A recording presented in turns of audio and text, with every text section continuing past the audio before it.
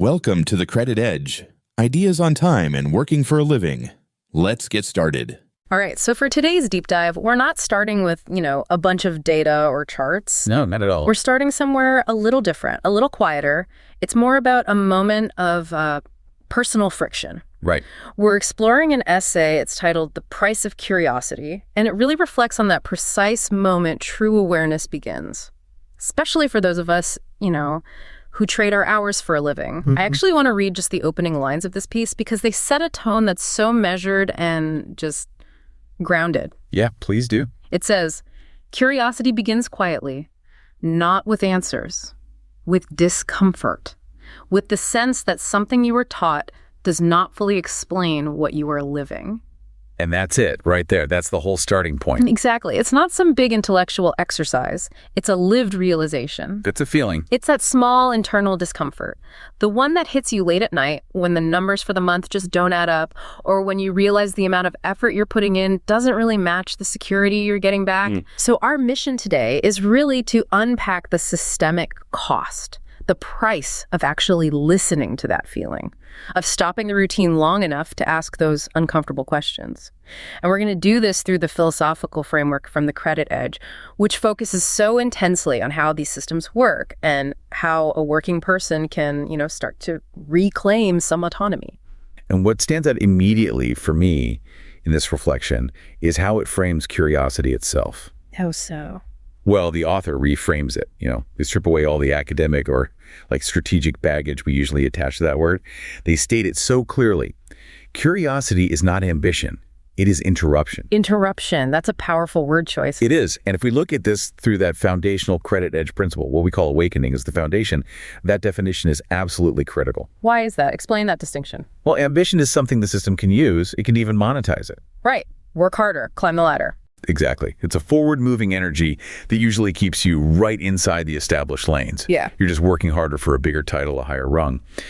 But curiosity as an interruption that forces a complete halt. A pause. A total pause. And any system, whether it's the financial market, the labor market, a corporate structure, it prefers continuous, efficient, predictable movement. It thrives on compliance.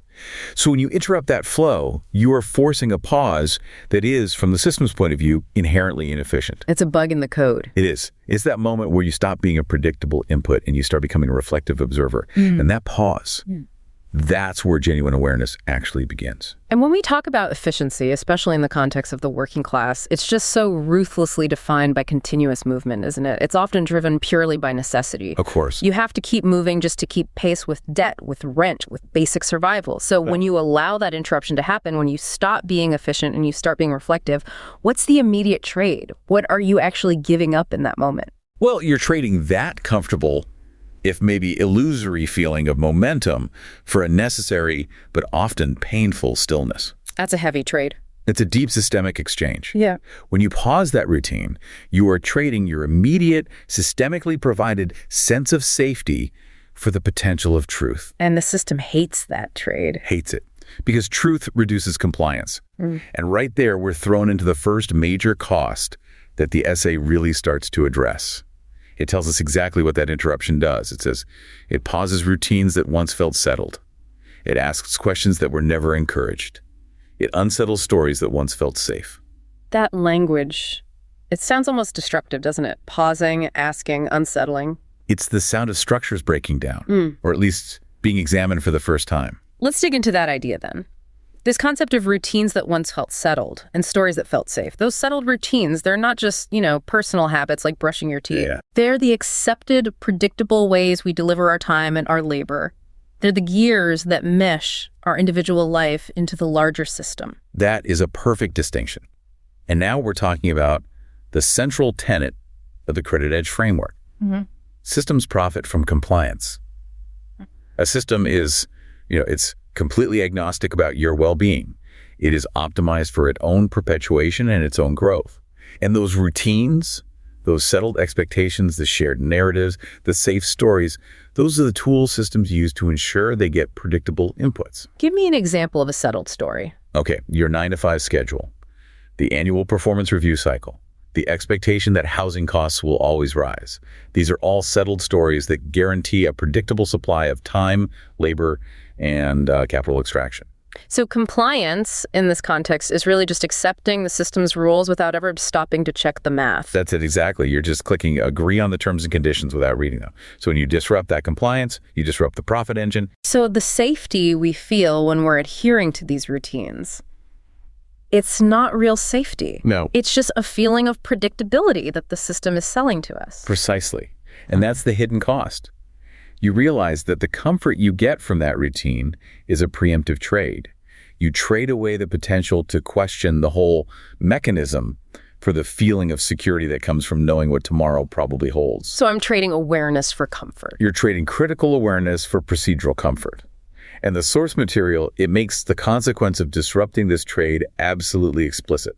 It says this whole process is why curiosity carries a price. And that price is the loss of that manufactured comfort. Yes. And when the system relies on us not asking questions about its fundamental structure, well, then asking them becomes more than just risky. It becomes an act of potential subversion. Right. Which is why the essay pivots specifically to the experience of the working class. And it asks why this initial flicker of curiosity can feel dangerous. I find that word dangerous really powerful. It implies an existential threat, not just an inconvenience. So what is that immediate danger the working person faces? The danger is the threat to the very foundation of their current immediate life, their whole structure. Okay. The essay highlights this core tension perfectly. It says curiosity threatens certainty before it offers clarity. And then it adds, it introduces doubt where survival once depended on compliance. Survival once depended on compliance. Let's ground that. What does that look like in real life? Okay, let's ground it. The average working person's immediate physical survival, the ability to keep the lights on, pay for childcare, serve as mandatory debt, that is strictly contingent on getting a predictable wage. Of course. And that predictability rests entirely on your compliance with the employment structure.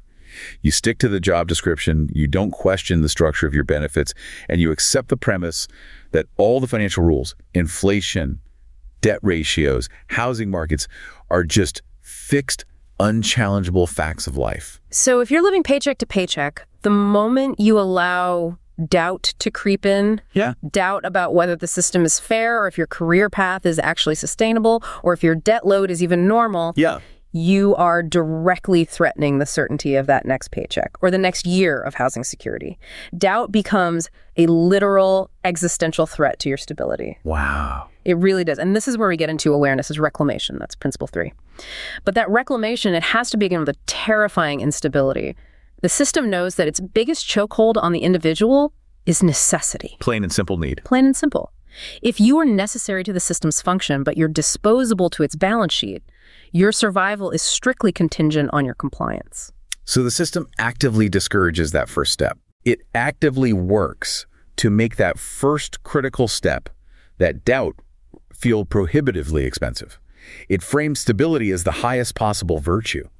But what if that stability just means you're perpetually exchanging more of your time for less real value? Then you're just trading long-term autonomy for short-term comfort. But I want to challenge the essay on this a little bit. Please. If the payoff is only potential clarity and the immediate cost is a threat to my survival, why on earth should the working person choose curiosity? Isn't it just rational, almost disciplined, to ignore the doubt and just focus on securing the immediate paycheck? That is the million-dollar question. And it's a completely rational one to ask. The essay addresses it by forcing us to look at the hidden, accumulating cost of ignorance. Okay. Yes, choosing ignorance is rational in that short-term survival context. But the essay then forces us to look at what the system is mandating that we ignore. It describes what curiosity compels the worker to examine.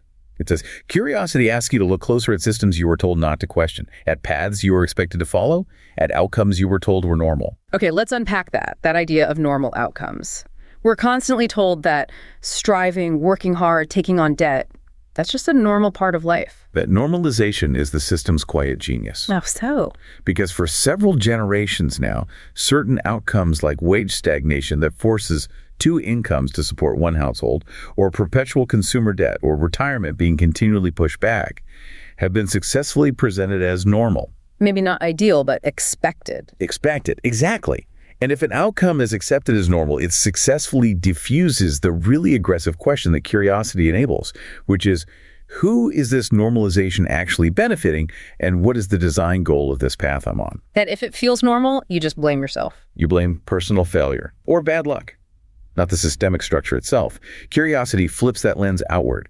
It forces you to realize that the path you're on, the one you were expected to follow, might be meticulously engineered to serve the system's extraction needs, not your accumulation needs. Can you give us a more concrete illustration of that, maybe looking across different generations? Sure, absolutely.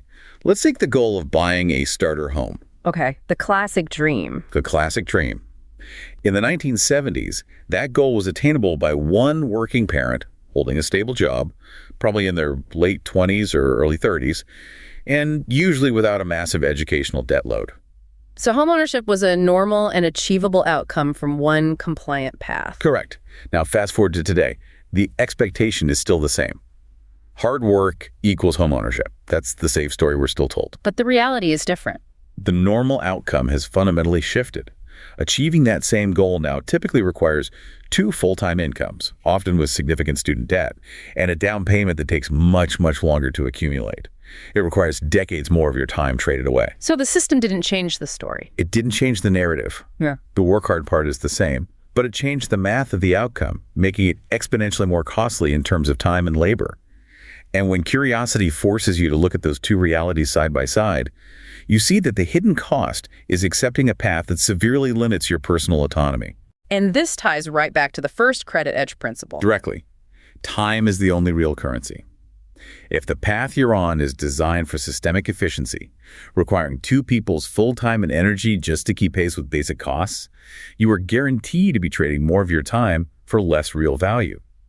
You never truly own your hours because the system dictates how much you have to spend just to maintain a normal life. That reframes the entire thing. It's the difference between walking a road you chose and walking a road that's been engineered to skim a toll fee from every single step you take. Yes. And curiosity is just finally stopping to count the tolls. And realizing that the price of your settled beliefs, that comfortable fiction, that the rules are fair, is your sovereign time. And it doesn't just stop inside your own head, does it? The friction moves outward. It almost always does. The journey of awareness rarely happens in isolation. Once you start counting those tolls, the friction moves from that internal doubt to external social pressure. The essay warns about this specifically. It says, sometimes curiosity costs belonging. It can make conversations uncomfortable. It can loosen familiar explanations. That is so relatable. If you've ever been the one person at the company meeting or the family dinner who asks, but wait, why is this structured this way? You can feel the temperature in the room just drop. Instantly. Because the system relies on social compliance to reinforce individual adherence. Sure. Most people are operating on those familiar explanations because they offer cognitive ease and they offer group cohesion. They're the shortcuts. They're the shared currency of the compliant group. If the explanation is, well, everyone just needs to work harder to afford a house, that narrative is socially comfortable. It's simple. But when you, the newly curious person, point out the discrepancy, but statistically, wages haven't kept pace since 1980, so working harder is numerically irrelevant. You're not just presenting data. You're disrupting the familiar explanation that everyone else is using to justify their own compliance. You become the problem. You become the discordant element. And social forces often push back and push back hard to restore the old, simpler, more comfortable narrative. So let me introduce a critical challenge here then. Could the opposite be true? How do you mean? Is the intense human need for belonging often the primary, the overwhelming reason why people choose to stay on that familiar path, even when they know deep down the math isn't working for them? Is the cost of losing the tribe just too high to pay for the truth? That's a profound question, because it pits a core human drive social connection against another, which is truth and autonomy. And the essay's framework suggests that, yes, the need for belonging often outweighs the pursuit of truth, because belonging offers immediate, tangible, emotional comfort, whereas truth only offers potential long-term clarity. It's an unfair fight. It is.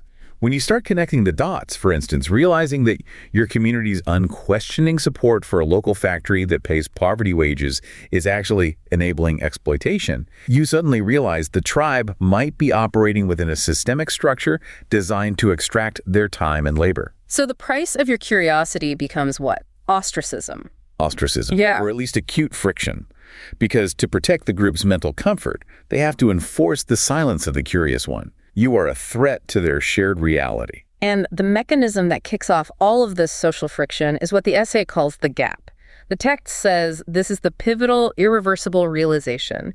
You may notice gaps between what you were promised and what actually happens. Once seen, those gaps cannot be unseen. Cannot be unseen. That's the key phrase. That gap isn't just a small oversight, is it? It's the chasm between the glossy brochure and the broken reality. The promise is if you get a degree, you'll have career stability. And the reality might be. The reality might be you have $80,000 in debt and you're working 3 contract jobs with no benefits. That is the perfect dissection of the gap. And that is the key moment of the awakening. It's the application of Principle 5. Awakening is the foundation.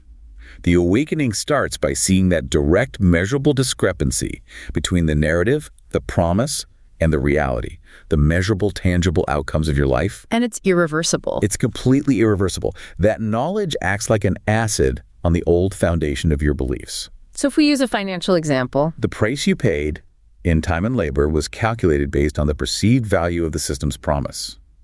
If that promise, the security, the eventual autonomy, never actually materializes, then the true cost was far higher than you ever budgeted for. Yeah. That unseen difference, that's the hidden debt of time you've accrued. wow. And once you recognize that the system consistently extracts more than it promises, you cannot sincerely go back to the comfortable delusion. But seeing the gap doesn't bring immediate relief, does it? In fact, the source specifically says that curiosity doesn't immediately improve your life. It complicates it. Yeah. Significantly. Yeah. The text says, curiosity does not immediately improve life, it complicates it. And this is the phase where a lot of people, honestly, retreat.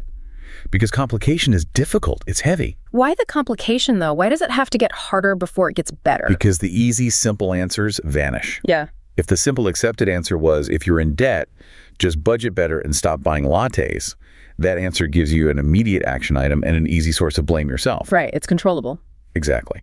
But the layered truth that curiosity reveals might be something like, your debt is largely medical or educational, and the interest rate structure is mathematically designed to prevent amortization for 5 years, regardless of minor behavioral changes. You suddenly have to grapple with systemic complexity, not just personal discipline. The quick, simple fixes are gone, and you have to confront reality as this difficult, layered beast. And that is inherently uncomfortable because it replaces the feeling of controllable, simple problems with the heavy weight of systemic inertia. And the essay just captures the emotional weight of that trade perfectly. You're exchanging simplicity for complication, and the immediate emotional price is so high. It says, curiosity removes the comfort of ignorance without offering certainty in return. You become destabilized. Totally. You know the old map is burning, but you haven't even started to draw the new one yet. And that temporary destabilization is the necessary cost for future freedom. This is where we link complication directly to Principle 4, peace compounds. Explain that connection. The old system offered a trade. Trade your future time and freedom for temporary comfort. And a simple answer today. It was a destabilizing trade in the long run, but it was masked as stability right now. A slow leak instead of a burst pipe. A perfect analogy. When you embrace the difficulty of reality and you start dealing with layered truths moment by moment, you're choosing a different kind of compounding. You are building long-term, sustainable peace and true freedom. The discipline required to manage that complexity, to accept that the answers aren't simple, that is the compounding action. You have to accept that complexity is the gateway. The certainty will come back, but it will be an earned certainty, built on awareness, not inherited from a safe story. It sounds like the system's most insidious tax is the one it levies against our ability to think simply about reality. I think that's right. And once you opt out of that tax, the complications just flood in. But they're your complications to solve, not the system's for you to blindly follow. And that shift in ownership is everything. The reflection then circles back to the essential practical need for this curiosity. Because if we choose to pay the price of ignorance instead of the price of discomfort, we're actually paying a higher continuous price. The essay warns, but without curiosity, awareness never begins. Without it, patterns remain invisible, costs remain hidden. And then comes the core trade-off, delivered with absolute clarity. Yeah, this line hit me hard. Directly tied to our foundational principle, time is traded without examination. This is the definitive moment of Principle 3. Awareness is reclamation, and it specifically defines how that reclamation works through the currency of time. We have to remember this. Time is the only real currency you possess. Everything else, money, debt, assets, it's all just a derivative of your traded hours. So if you're unaware of the patterns, If you can't see the systemic mechanisms operating beneath the surface, you are trading your hours blindly into systems that are perfectly optimized to profit from that blindness. Your time becomes an unexamined commodity just constantly flowing toward the point of extraction. what does trading time without examination look like in a practical sense? It looks like accepting a low-paying job because it has good benefits, without ever actually calculating the true cost of the premiums and the deductibles versus how much you actually use those benefits. Okay. It looks like spending years on a commute to save a small amount on rent, without calculating the true hourly value of those 500 hours you spend in traffic every single year. That is profound. The reclamation process starts the moment you finally stop the routine long enough to price your time accurately. You look at that 5-hour weekly commute and you say, is this commute trading 5 hours of my life for $200 in rent savings? Or is it trading 5 hours of my life for nothing but systemic compliance? Exactly. And if you spend 5 hours complying with a path that only returns 3 hours of genuine autonomous value, that 2-hour gap, that is the continuous cost of your unawareness. That gap is the system's profit margin. And the essay says this awakening is for the people who need this clarity the most. It does. It says curiosity is how the working class begins to wake up. Not all at once, not loudly, but honestly. I really appreciate that distinction, not all at once. It confirms this is a sustainable, individual, internal shift. It's not telling you to have this dramatic life upheaval. Not at all. It's an honest, quiet recalculation of your own lived reality against the backdrop of this loud societal narrative. And this honesty, it culminates in what the essay calls the quiet refusal. It states, it is the first refusal to accept that things must stay as they are simply because they always have been. And that refusal is the clean break from the compliance mindset we were talking about earlier. It's the antithesis of it. Compliance is that automatic acceptance of the status quo. Refusal is conscious divergence. But it's not aggressive. Not at all. It's not about throwing a Molotov cocktail. It's about an internal, quiet realization that ends the automatic acceptance. You're refusing to accept the narrative of normal outcomes, wage stagnation, perpetual debt, the 2-job requirement, as your personal destiny. You are refusing to trade your time blindly anymore. So let's be very clear about the other side of this trade. If the working person makes this quiet refusal, if they stop the automatic unexamined compliance, who is the entity that feels the pinch? Who loses when we finally examine the time being spent? The systems lose. They lose their cheapest, most valuable, and most abundant commodity: unexamined time and compliant labor. Right. Systems thrive on momentum and predictability. They require frictionless extraction. When enough individuals make that quiet refusal, the systems begin to feel friction. And that friction is the sign that the worker is reclaiming sovereignty over their hours, which is, the foundational theft that most of these systems are built on. So questioning the path introduces resistance into the machine. It does. If you decide that the 5 hours you spend commuting isn't worth the $200 you save on rent, and you choose a different path, a path that maximizes your reclaimed time, the system built around that specific commute. The gas industry, the distant housing development, the infrastructure spending, it experiences a tiny individual pressure. And if you scale that pressure. Scale that pressure, and the system must adjust or decline. And if we look for the practical, almost mundane beginning of this profound shift, where does the essay locate it? It keeps bringing us back to one specific, subtle moment. The pause, it says. Curiosity does not arrive loudly. It starts as a pause, a moment where something does not quite fit. And that reiteration of the pause is the necessary final point of the dissection. It is the thought that lingers longer than comfort allows. That pause is the permanent shift, because the quality of your awareness is fundamentally altered. So even if nothing changes on the outside at first, Internally, everything has changed.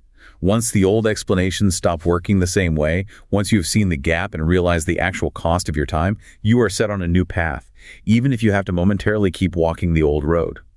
The essay even confirms this. It's not about instantaneous transformation. It notes, you may still choose the familiar path. but the critical difference is why you choose it. Exactly. You choose it out of necessity, with your eyes open, not out of belief or ignorance. You are now calculating the true cost of that path every single day. And the final, powerful confirmation is that life is no longer lived in the dark.